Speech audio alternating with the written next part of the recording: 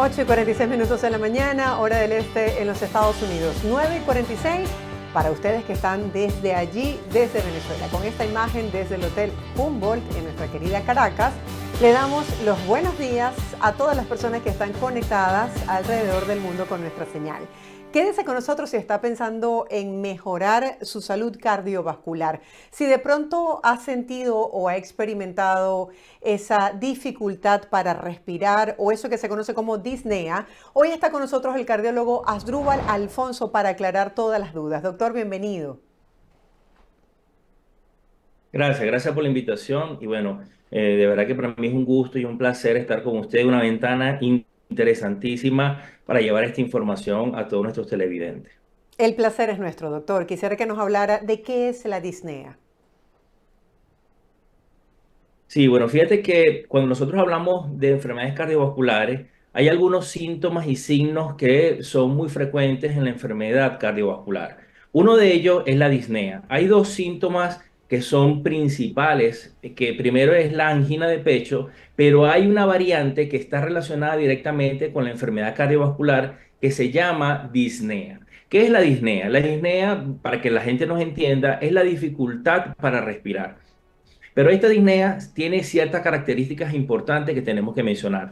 Primero, la disnea tiene que ser una disnea de esfuerzo para poder nosotros diferenciar entre una disnea o una dificultad para respirar cuando son producto de infecciones, producto de algún otro tipo de patología. Pero cuando hablamos de la disnea cardíaca, de este síntoma asociado a enfermedades cardiovasculares, entonces tenemos una disnea que es disnea a esfuerzo. ¿Por qué la disnea a esfuerzo? Porque cuando nosotros o el paciente tiene una enfermedad coronaria, una enfermedad cardiovascular y realiza algún tipo de esfuerzo físico, puede provocar algo que se llama entonces esa dificultad para respirar. ¿Cómo podemos nosotros saber cuándo la disnea es cardíaca o no? Entonces podemos dividir la actividad física en tres grandes grupos. Un grupo de leve intensidad. Cuando nosotros hablamos de leve intensidad, aquella persona que cuando se va a cepillar, cuando va a ir al baño, va de la cocina o del cuarto a la cocina o sube 3 escalones, produce esa sensación de falta de aire. Eso entonces es una disnea a pequeños esfuerzos. Cuando nosotros hablamos de una disnea a moderados esfuerzos, es cuando usted tiene que por lo menos descansar en el segundo peldaño de la escalera o cuando usted va a caminar con las bolsas de mercado hacia el vehículo, tiene que parar porque no aguanta más y tiene que tomar una bocanada de aire. Eso se llama disnea de moderados esfuerzos.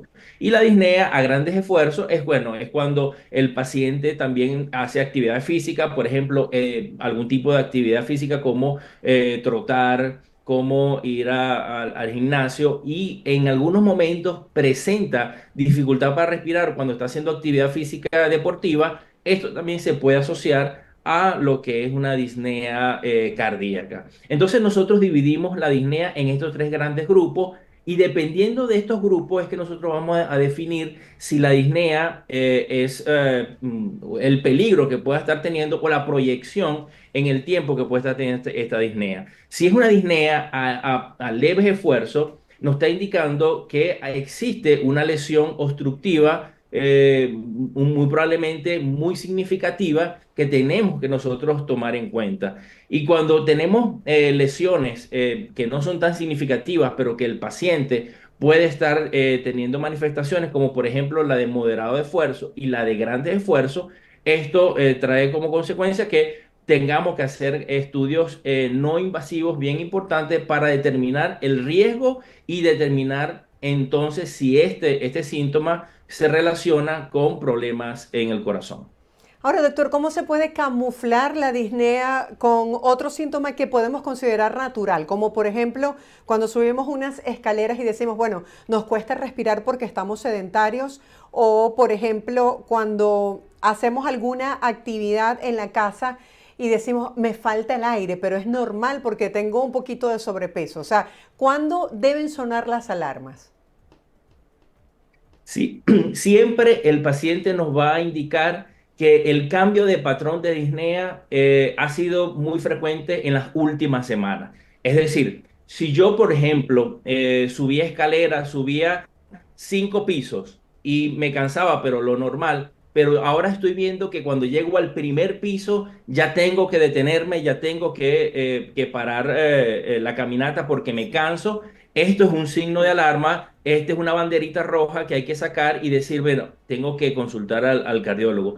¿Cuándo otras manifestaciones? Cuando esta disnea se asocia a otros signos clínicos. Por ejemplo, cuando hay disnea y tengo una sensación de opresión en el tórax, esa disnea hay que evaluarla porque muy probablemente tenga relación con problemas cardiovasculares. Cuando la disnea se asocia a otros síntomas como por ejemplo la diaforesis, que es esta sudoración excesiva que puede estar teniendo el paciente, esto también se relaciona con problemas cardíacos. O también existe la posibilidad de que hay pacientes que tienen disnea y tienen esa sensación de que se van a desmayar o tienen una sensación de desvanecimiento. Estos son manifestaciones clínicas que se asocian a la disnea como parte de estos equivalentes anginosos, dando como resultado de que pueda existir una enfermedad cardiovascular. Claro, doctor, porque esas personas que, por ejemplo, sufren de asma o tienen problemas para respirar porque tienen problemas de sinusitis o cornetes, ¿pueden confundir esos síntomas de la disnea relacionada con la parte Sí, cardiovascular? sí, normalmente el paciente que es difícil de poder diagnosticar o poder diferenciar un problema respiratorio agudo o un problema respiratorio crónico, existen dos patologías que nos pueden dar estos síntomas, como es el asma bronquial, tanto en crisis como en su fase crónica, y hay una enfermedad que se llama enfermedad pulmonar obstructiva crónica, que es el EPOC. Y los pacientes fumadores Fumadores. Ujú. normalmente pueden tener el EPOC como síntoma claro de dificultad para respirar. Entonces, pero nosotros en cardiología podemos echar a mano de algunos estudios no invasivos que nos pueden diferenciar cada uno de ellos. Creo que es importante también lo que es la espirometría, porque cuando nosotros hacemos espirometría y vemos Sí. el patrón, si es un patrón restrictivo o si es un patrón normal, y este paciente tiene dificultad para respirar, entonces yo lo asocio más a un problema cardíaco y a un problema respiratorio agudo. Por eso es importante la clínica, cuando hablamos de la clínica son los síntomas que puede estar teniendo el paciente, los estudios no invasivos, porque cuando nosotros hacemos estudios no invasivos, por ejemplo, hacemos el ecocardiograma que nos dice cómo está la estructura del corazón, cómo está también lo que es la contractilidad del corazón.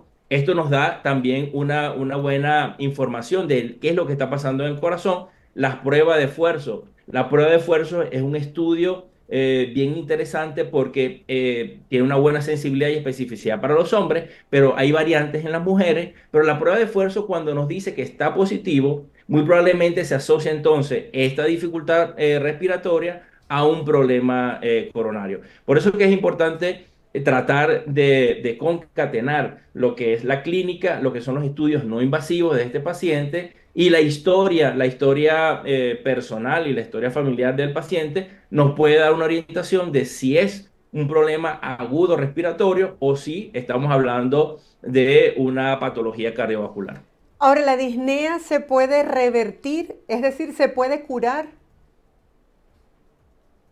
Cuando la disnea es una disnea cardíaca, el procedimiento que nosotros como cardiólogos intervencionistas recomendamos obviamente es evaluar las arterias del corazón. Hay un estudio que se llama cateterismo cardíaco. El cateterismo cardíaco es un estudio mínimamente invasivo donde a través de un catéter llegamos hasta las arterias coronarias. Recuerden que existen tres arterias importantes, dos izquierdas y una derecha.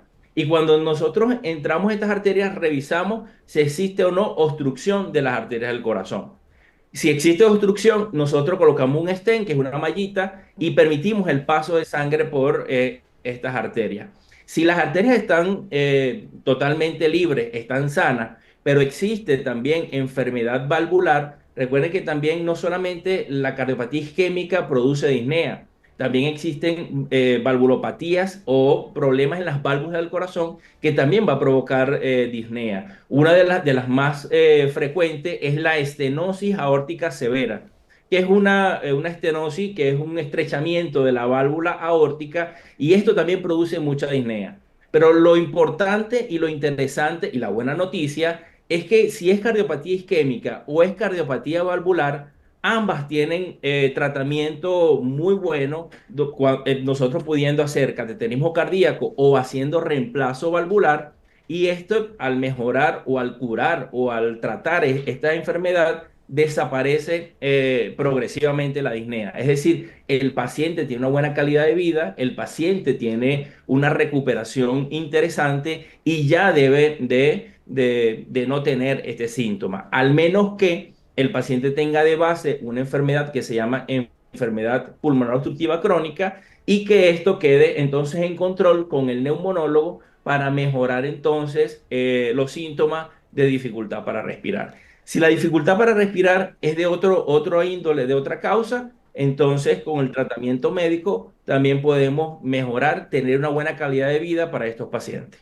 Doctor, quisiera escuchar sus recomendaciones porque normalmente tendemos a resistirnos con respecto a los no. Por ejemplo, no queremos que nos den restricciones de tienes que mejorar la alimentación, hacer ejercicio, hábitos saludables. Pero, por ejemplo, ¿qué es lo más grave que le parece a usted que ha visto en su consulta en relación, por ejemplo, a todo este consumo de bebidas energéticas o de cigarrillos electrónicos? Es decir, ¿qué es lo que mayormente pone en riesgo la vida de las personas? Sí, casualidad, en estos días tuvimos un Congreso Nacional de Cardiología Intervencionista, y una de las conclusiones que llegamos es que todavía en Venezuela lo que es el hábito tabáquico sigue siendo la primera causa de aparición de enfermedades coronarias. Y no solamente enfermedades coronarias, sino también de problemas respiratorios. Entonces, cesar el hábito tabáquico sigue siendo una tarea importante de todos los cardiólogos para disminuir la probabilidad y la posibilidad de tener enfermedades coronarias. Cuando nosotros hablamos de prevención cardiovascular, tenemos que hablar, y yo siempre hago un gráfico para que ustedes puedan entender que esta pirámide, donde el punto, donde el vértice es la enfermedad coronaria, la base de esta pirámide es primero la alimentación. Porque la alimentación también sabemos que en la actualidad hay mucha información en Ujú. relación a Sí. lo que es la nutrición, que si comemos carbohidratos, no comemos carbohidratos, que si tenemos que hacer ayuno intermitente, que si tenemos que comer grasa. Lo que se ha estipulado y lo que se ha normalizado por los colegios americanos, los colegios europeos y los colegios latinoamericanos en relación a la nutrición cardiovascular, todos estamos de acuerdo que tenemos que disminuir la sal para disminuir la presión arterial, tenemos que disminuir el consumo de grasas. Las grasas saturadas sí afectan las arterias del corazón, y también tenemos que reconocer que el azúcar y lo que son los carbohidratos refinados también intervienen en el proceso de formación de placas en cuanto a las arterias del corazón. Otra de los aspectos que nosotros siempre estamos promoviendo es el ejercicio. Sabemos que el ejercicio, no solamente el cardiovascular es el importante, también sabemos que ahora tenemos que añadir ejercicios de resistencia, y que son, bueno, utilizar liga, utilizar lo que son pesas, algo que nos mantenga utilizando la gran cantidad de músculo a nivel del cuerpo, unido el ejercicio cardiovascular, unido con lo que es el ejercicio de resistencia, va a mejorar la presión arterial y va a disminuir lo que son los factores de riesgo para el desarrollo de enfermedades cardiovasculares. Doctor, gracias por sus recomendaciones. Será hasta la próxima. Buen día. Gracias a ti. Era el Saludos. doctor Asdrúbal Alfonso, cardiólogo, hablando el día de hoy sobre la disnea. Y nos vamos con estas imágenes que seguramente les va a encantar. Una gran iniciativa. La mañana de este 1 de diciembre, el Santa venezolano estuvo acompañado de una de sus elfas en la famosa avenida Boyacá de la ciudad de Caracas, saludando a los presentes, tomándose fotos y repartiendo caramelos a los más pequeñitos allí en la Cota 1000. De esta manera, el reconocido Santa Claus de la Cota 1000 mantuvo viva esta tradición caraqueña de festejar el inicio de la temporada decembrina con los millones de ciudadanos que trabajan y hacen vida en la capital venezolana. Con estas imágenes del gran Santa de la Cota 1000, nos despedimos por el día de hoy, deseándoles a todos feliz semana. Les espero mañana en otro programa de Buenos Días y quédense en sintonía de BPI TV. Estamos en diciembre, el mes más hermoso de todo el año. Que sea una semana de bendición para cada uno de ustedes. Feliz y bendecido día. Hasta la próxima.